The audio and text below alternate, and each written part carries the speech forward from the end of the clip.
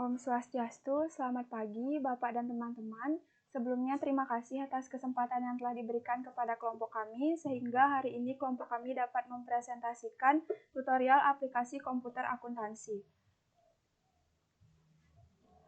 Sebelum presentasi ini dimulai, izinkan kelompok kami untuk memperkenalkan diri. Perkenalkan, saya sendiri Pradea Paramita dengan NIM akhir 1011, dan rekan saya Dwi Ananta dengan NIM akhir 1002, Trisna Ayuwidari dengan NIM akhir 1004, Putri Mahaliani dengan NIM akhir 1014, Bagus Krisna dengan NIM akhir 1020, dan Paramita Wijaya dengan NIM akhir 1024. Pada kesempatan kali ini, kelompok kami akan menggunakan Mayop sebagai aplikasi komputer akuntansinya. Mayop sendiri merupakan singkatan dari Mind Your Own Business, di mana Mayop adalah salah satu software pengolah data akuntansi yang menggunakan seluruh data transaksi perusahaan sebagai inputnya dan akan menghasilkan sebuah laporan keuangan sebagai outputnya. Aplikasi Mayop cocok diterapkan pada perusahaan menengah ke bawah, namun kurang cocok pada perusahaan yang besar karena pada umumnya perusahaan yang besar memiliki transaksi yang kompleks, sehingga mereka lebih memilih untuk membuat aplikasi komputer akuntansinya sendiri. Selanjutnya, kami menggunakan perusahaan dari Thrift, di mana perusahaan ini merupakan UMKM yang bergerak di bidang perdagangan pakaian. Dalam menjalankan usahanya, dari Thrift tidak menerapkan sistem diskon, adapun persediaan yang dimiliki diperoleh dari pemasok yang terpercaya. Nah, dalam hal ini, dari Thrift menggunakan Mayop sebagai aplikasi pencatatan akuntansinya. Baik, di sini saya akan menjelaskan tutorial pengaplikasian Mayop yang bagian pertama. Yang pertama, kita akan membuka aplikasi Mayop terlebih dahulu dan akan muncul tampilan seperti ini. Kemudian kita pilih Create, kemudian pilih Next, dan kita akan mengisi data dari perusahaan yang kita gunakan. Kelompok kami menggunakan perusahaan dari Thrift. Kemudian alamatnya,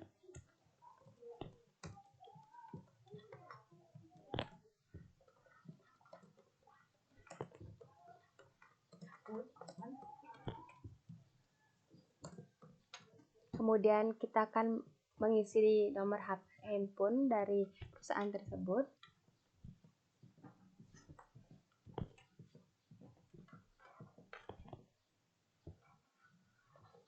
Kemudian alamat emailnya.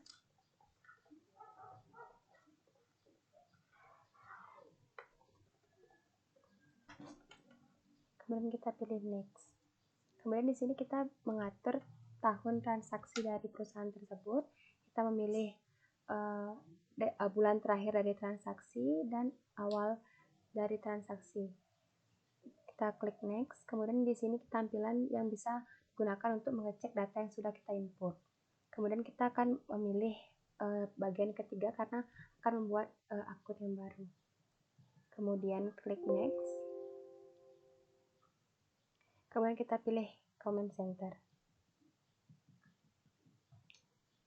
Kemudian kita akan pilih account. Kemudian kita klik account list. Dan di sini kita bisa memilih dua pilihan, yaitu dengan membuat akun baru atau dengan mengedit akun yang sudah ada. Kalau kita ingin mengedit caranya, yang pertama misalkan kita edit general quick account, kita ubah dia menjadi kas di bank. Kemudian oke. Kalau kita ingin membuat akun baru sesuai dengan perusahaan kita bisa klik new, kemudian ukuran aset, kemudian kita bisa pilih penomorannya. Di sini saya pakai 1500, kemudian kita tulis persediaan barang dagang. Kita pilih oke. Baik, sekian yang bisa saya jelaskan untuk step pertama, dan step selanjutnya akan dijelaskan oleh rekan saya. Untuk langkah selanjutnya, kita akan mengisi neraca saldo awal. Yang pertama kita klik Setup, lalu klik Balance, lalu kita klik Account Opening Balance. Kita perlu mengetik jumlah saldo untuk setiap akun-akunnya. Yang pertama akun kas di bank, kita isi 10 juta. Selanjutnya kas kecil kita isi 1 juta. Piutang dagang kita isi 700.000. Perlengkapan kita isi 1 juta. Persediaan barang dagang kita isi 500.000. Lalu untuk liability-nya, untuk akun utang dagang kita isi 2.200.000. Selanjutnya untuk akun utang bank kita isi 1 juta. Untuk laba ditahan kita isi 10 juta. Apabila semua saldo akun sudah dimasukkan, kita lihat di bagian amount left to be allocated-nya harus 0, karena jika tidak 0 maka akan terjadi ketidakseimbangan pada saldo neraca. Lalu kita klik OK. Untuk selanjutnya yaitu menyesuaikan link account. Kita klik link account, masuk ke account and banking account. Karena data yang disajikan sudah benar, maka kita bisa klik OK. Untuk yang kedua yaitu kita klik lagi link account, masuk ke sales account. Karena data yang disajikan sudah benar, jadi kita bisa klik OK. Yang ketiga, kita masuk lagi ke link account, lalu klik purchase account. Karena data yang disajikan sudah benar, jadi kita bisa klik OK. Jadi sekian penjelasan dari saya, selanjutnya akan dijelaskan oleh rekan saya. Baik, saya akan melanjutkan pekerjaan rekan saya, yaitu yang saya akan menulis text code. Yang pertama, kita klik list, baru text code. Nah, di sini sebenarnya ada banyak sekali akun, tapi di sini kita sisakan 2, yaitu good and service tag dan juga not reportable. Nah, GST ini kita akan edit. Di sini kita akan edit menjadi PPN. Dan di description ini kita ganti menjadi pajak pertambahan nilai.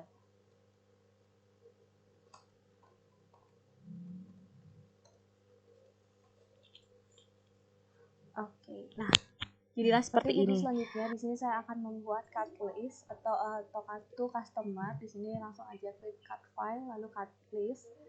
Dan di sini kita klik new. Kita tulis ya nama customer kita.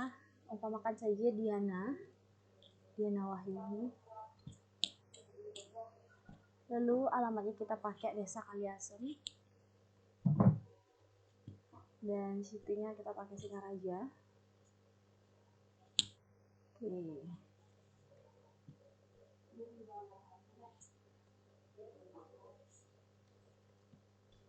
Nah, di sini kita masukkan nomor handphone dari customernya. Oke, kita langsung aja klik OK di sini. Nah, sebelum kita klik OK, kita langsung aja ke selling details yang ada di sini. Kita klik selling details.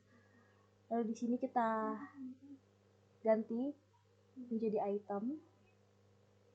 Nah, di sini kita ganti juga di sini menjadi penjualan atau use account. Ini income ya, teman-teman. Lalu di sini kita tambahkan sell comment. Nah, di sini kita bebas mau isi apa aja, tapi di sini aku mau isi thank you aja. Selanjutnya di sini kita bisa memastikan juga di sini kita sudah memakai PPN atau belum. Ini cuma memastikan saja, tapi karena di sini sudah, kita biarkan. Lalu kita isi ini berubah menjadi COD. Oke, karena sudah, lanjut aja kita ke langkah selanjutnya.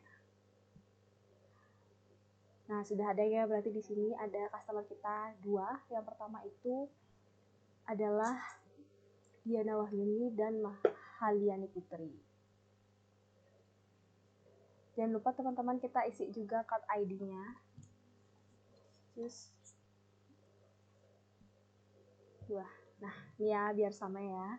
Terus selanjutnya kita isi di setup, lalu balance, baru customer balance. Nah, di sini kita akan memasukkan piutang yang kita miliki kepada customer kita. Dan kita pilih customer.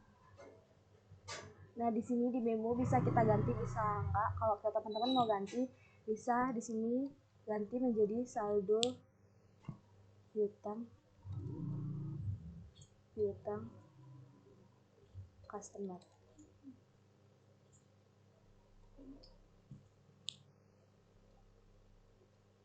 Nah, di sini kita masukkan jadi nominalnya ada 350.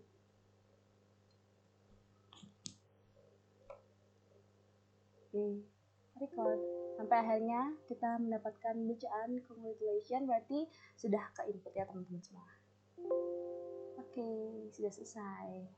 Dan selanjutnya akan dilanjutkan oleh rekan saya. Baik, terima kasih atas waktu yang diberikan kepada saya. Di sini saya akan melanjutkan tutorial mengenai membuat daftar supplier. Gimana caranya itu? Yang pertama, kita langsung saja ke menu card file, langsung pilih card list, kemudian kita klik new, lalu kita klik namanya yaitu second high sesuai data. Kemudian card ID-nya bisa kita tulis sub 002. Kemudian address-nya bisa kita tulis Dayana nomor. Nah, city-nya Singaraja, nah, state-nya Bali, nah, Indonesia.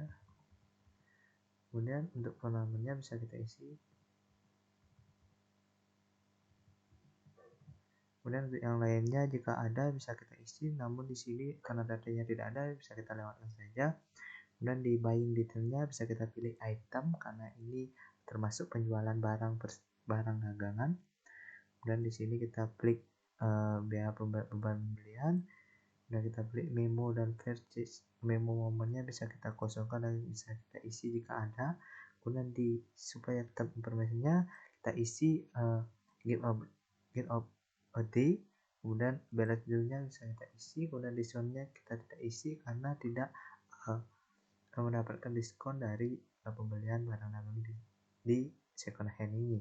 Karena kemudian kita ingat tax code-nya harus diisi PPN, kemudian practice-nya kita entikan aja karena tidak mengandung pajak pertambahan nilai. Kemudian kita klik OK. Lalu untuk kedua, mengisi saldo awal dari supplier itu sendiri. Yaitu caranya itu kita menuju ke setup, lalu kita pilih supplier balance, lalu pilih second hand, lalu pilih add purchase, lalu kita klik di sini, kita kemudian bisa kita close-kan saldo awal dan dagang. Dan klik 1 juta, dan utangnya sebesar 1 juta, kemudian klik record. Jika terdapat tulisan congratulations seperti ini, maka akunnya sudah balance. Oke. Lalu untuk selanjutnya membuat persediaan barang dagang, dimana caranya itu kita klik menu inventory, lalu item list, kemudian klik new, lalu kita isi item numbernya, lalu name-nya kemeja wanita. Kemudian I buy this item-nya kita isi kita linkkan dengan harga penjualan, I sell this item dengan penjualan, kemudian di I inventory this item dengan persediaan barang dagang. Kemudian di buying detail-nya kita bisa isi standar cost-nya sebesar 30.000. Karena kita membeli sebesar 30.000. Kemudian di selling detail-nya kita bisa isi karena kita jual ini sebesar 35.000. Kemudian jangan lupa tax code-nya diisi PPN pajak pertambahan nilai, dan selling-nya juga diisi teknologi nilai pajak pertambahan nilai. Kemudian klik OK. Lalu jika ingin menambahkan saldo awalnya, kita bisa pilih ke adjust inventory, lalu kita pilih di sini saldo awal persediaan, lalu kita klik item namanya meja pria, kita bisa kuantitinya sebesar 10, unit cost-nya sebesar yang tertera yang kita buat tadi 20.000. Kemudian akunnya kita taruh persediaan barang dagang. Ini kedua job dan memo-nya ini bisa kita kosongkan, dan kita pilih item number yang kedua itu kemeja wanita, kuantitinya sebesar 10, lalu kita unit cost-nya kita buat tadi sebesar 30.000, kita tulis 30.000 juga. Kemudian akunnya kita sama persediaan barang dagang, lalu job dan memo-nya kita bisa kosongkan, lalu kita klik record. Lalu sekian dari tutorial dari saya, kemudian akan dijelaskan oleh teman saya untuk selanjutnya. Baik, setelah mengisi data card list dan data inventory, maka kita bisa langsung melakukan pencatatan transaksi. Untuk transaksi pertama yaitu transaksi pembelian. Kita masuk ke mode purchase, lalu kita enter purchase. Kita pastikan sistem pembelian kita yaitu sistem pembelian secara kredit dengan yang dilakukan secara langsung, yaitu kita langsung menggunakan bill. Setelah itu kita pastikan layoutnya telah sesuai, yaitu layout item. Lalu kita pilih supplier yang kita beli barangnya, yaitu UD Broadcast. Kita input tanggalnya, yaitu tanggal 1 bulan 2. Lalu kita isi barang yang kita beli jumlahnya, yaitu di sini kami menggunakan pembelian 10 pakaian wanita. Kita tulis 10 bill, kita isi item number, kita pilih kemeja wanita, kita tab kembali, maka kita isi price nya 20.000, maka totalnya akan otomatis terisi. Apabila sudah, maka kita bisa langsung klik record, kita cancel, kita record. Baik, untuk transaksi yang kedua yaitu transaksi penjualan. Untuk transaksi penjualan kita bisa masuk ke modul sales terlebih dahulu, lalu kita masuk ke enter sales. Di sini kita bisa tentukan apakah kita akan melakukan penjualan secara kredit ataupun tunai. Untuk penjualan secara tunai kita bisa langsung pada invoice, lalu kita set up dulu layoutnya item. Jika sudah, maka kita bisa masukkan customer kita yang ingin membeli. Misalkan di sini customernya ada Putri Mahaliani, lalu kita pastikan date-nya telah sesuai, yaitu misalkan tanggal 2 Februari 2022. Misalkan Putri di sini membeli 15 kemeja wanita. Di sini kita bisa backorder kita kosongin. Lalu untuk item number kita pilih pada kemeja wanita. Lalu kita tab, maka di sini price akan otomatis terisi dan juga totalnya. Karena di sini penjualan dilakukan secara tunai, maka pada kolom pay today kita isi nilainya sesuai dengan total amount-nya, yaitu sebesar 577.500. Apabila sudah, maka kita bisa klik record, kita cancel, maka otomatis transaksi tadi telah tercatat. Untuk transaksi yang ketiga yaitu transaksi yang ada di luar dari pembelian dan penjualan barang dagangan, maka kita bisa menggunakan pencatatan melalui jurnal umum. Yang pertama, kita masuk ke modul account, lalu kita klik record journal entry. Di sini kita isi tanggalnya sesuai dengan tanggal transaksi. Misalkan pada tanggal 3 bulan Februari 2022 kita terdapat melakukan pembelian paket internet. Kita isi pada kolom memo pembelian paket internet. Lalu pada sisi account kita, karena ini berhubungan dengan pembelian paket internet, maka kita di sini pilih akun beban internet. Kita use account, lalu kita isi nominalnya, misalkan terdapat pembelian paket internet sebesar 50.000. Maka kita bisa langsung tab, untuk memo kita bisa tidak isi. Lalu untuk akun kedua kita karena pembelian maka akan terdapat pengeluaran kas. Ini kita bisa pakai kas kecil. Maka kita use account, kita klik tab kembali, maka di sisi kredit akan terisi juga nominal sebesar 50.000.